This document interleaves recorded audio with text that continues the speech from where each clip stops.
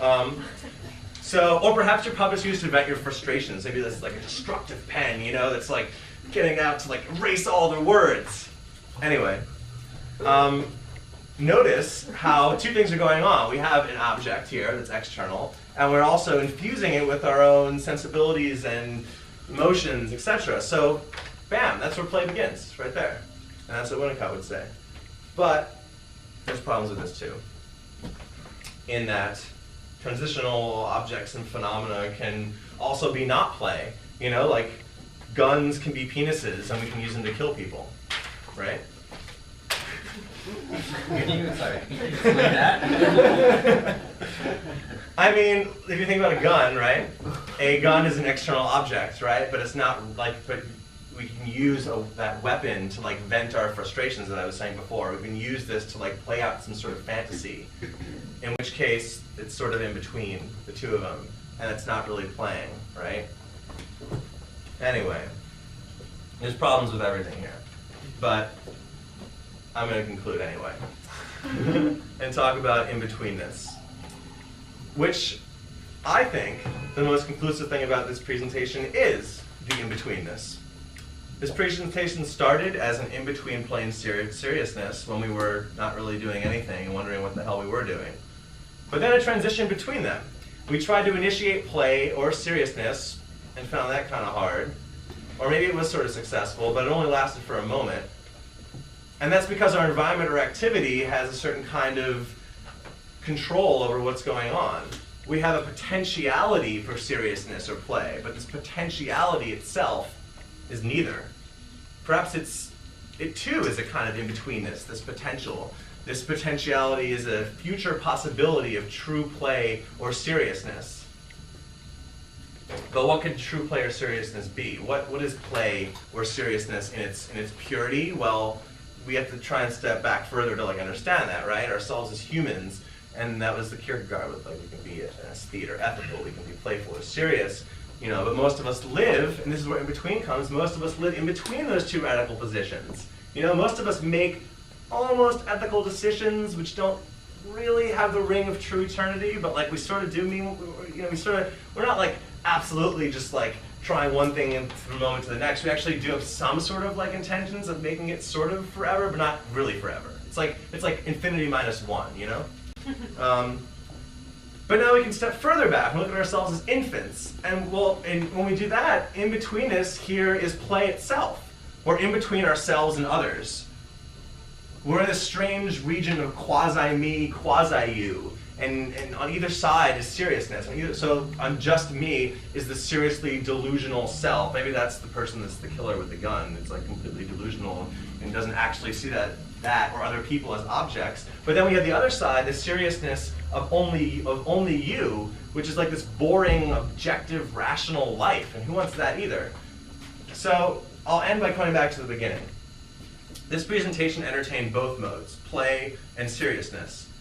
In the Nietzschean sense, we perspectivized. We got into one, we got into the other, we adopted perspectives in order to truly compare them. And so, what are we right now? Well, right now we're sort of trying to think about ourselves as playful and seriousness and serious, and how we sort of lived in those different states. I guess we're trying to like compound or compare the experiences of both. And like, are we serious right now, or are we playful? I mean, as thinkers right now, thinking about our experiences, we have to be neither. We have to be waiting to engage. We have to be on the margins, in between. I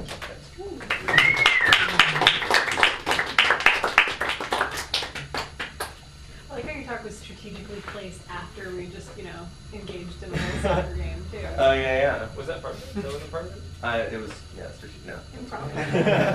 It was improvised. Improvised play. Are you a teacher? I used to be. Oh, you're a good teacher. Thanks. I have a question. Yeah.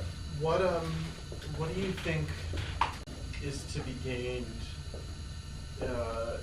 for educational and for artistic creative purposes from understanding the differences between play and seriousness? That's a good question. I think I would try to answer that in the way that I wrote a paper about a month ago about composition and improvisation, both of which are ways that I compose music. And I think that one of them, improvisation namely, is more in line with being playful, and the other is more in line with being serious. That is composition. So in other words, there's different ways we can go about like almost existing. And so improvisation is like this way that we do things without like a purpose. We're just like sort of playing with the music. It's actually any kind of art, you know? Like it could be drawing improvisation, it can be like doing like comedy improv like games, you know, like sort of don't really have a purpose and just like sort of playing with like ideas and words, and that's like inherently playful. And then like seriousness comes about when we try to compose something.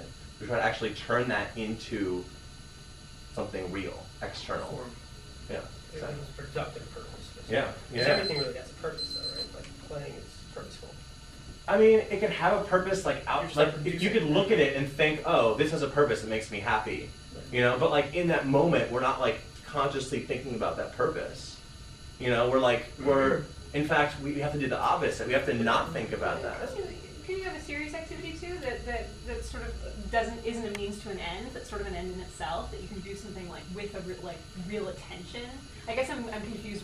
Where's the borderline with being like very concentrated on what you're doing? I mean, the difference that you're making, the distinction that you're making between improvisation and composition seems like with improvisation you're letting things come, but with composition, I mean, there's like an intention there, even if it is To the serious. improvisation. Well, or to Well, the experience of doing Yeah. that. Well, that's where things start to break down. No, I don't know. Well, okay. It Yeah. just seems weird to me to say like attention necessarily leads to like means ends. No, I think it's a certain kind of attention. It's trying to create an object. It's trying to create something with purpose that has an object that's actually going to stand in the world and not pass away. Mhm. I mean, this I might be looking more favorably on like the play aspect of things, but I feel almost like the opposite. Like, I guess I feel like the valuable thing is figuring out like everyone is here for however long we're here, and I think we tend to think of playful people as leading happier lives in some way or another. Although also potentially like less fulfilled lives if they haven't had like a job where they've like started some massive business or earned a ton of money or started a family, then like what have they really done by the time they're done? But I think perhaps like focusing on combining the two is like the lesson to be learned, because Yeah. people at the end of the day, like life is only so serious. Like the worst things that can happen to you is just kind of like what if you like remove yourself from the situation and you like lose your job, then it's like, okay, I lost my job and there's nothing I can do about it. And once that's done and you realize that, then it's just kind of like, okay, it's not quite as bad as like the fear of losing your job and dwelling on the fact that you have no job now. And I think that's true, like you brought up sports a lot of times. I think it's just kind of interesting because for people who are not sports fans or certainly not professional athletes, Right. when I'm watching people take it so seriously, it's like, what the fuck? Yeah. It's like, who Ridiculous. cares who wins this game? Yeah. But for not only their fans, but certainly the people participating, it is like a life or death. Like we like when you win or lose that game, it's it's very a huge, serious. it's a huge thing. Yeah. And it's just kind of like perhaps. I guess what I'm saying when I said that I look more favorably on like the play approach, if you kind of like take a step back and are always able to look at your life through that lens of like at the end of the day, this is all a game in some way or another, whether it's literally a sports game or like whatever it is that you do, then I think everyone would maybe be a little bit happier. But there's like such a Yeah. focus on keeping things serious that you lose sight of the fact that sometimes things aren't as bad as I think like